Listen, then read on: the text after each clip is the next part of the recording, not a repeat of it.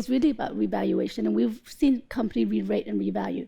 So I was thinking one of the issues we have right now, which we spoke about a few years ago, was on labor, right? Whenever we think about labor, it's a cost, and it was and the lower you have it, the better, right? Because it's better for our EPS, etc.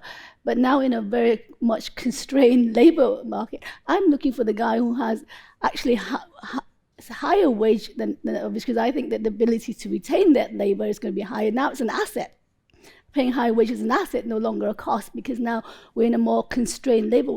So again, it goes back to this whole accounting. Do you see something as an asset, or do you see something as a cost? What I think is exciting for this region, though, is that the kind of issues that we talk about, the emissions. First of all, number one, the possibility, if you are going to be, well, it's a meter, but the potential growth means that if you can just emit less, or you have that same growth with a less emission, that's a massive impact. The other very positive thing about the region is that in both of labor, we talked about how many people there are in terms of labor, and in terms of natural resources, natural capital, this is rich in both. Now, in the past, the only way we exploited that is to make very cheap labor. That's how we grew, or we dug stuff from underneath the ground, right?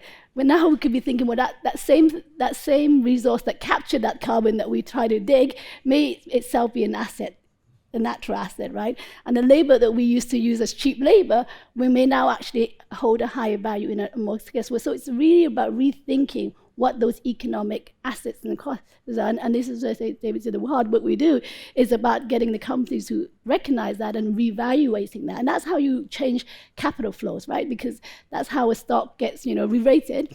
And we're all happy about when that happens. And then it's really, the industry can do a lot more than it has in the past, as we try to capture some of those things and help the right assets become visible. I mean, yeah, and in between that we make some gains because we're early movers, but eventually we want everyone else to kind of move there too.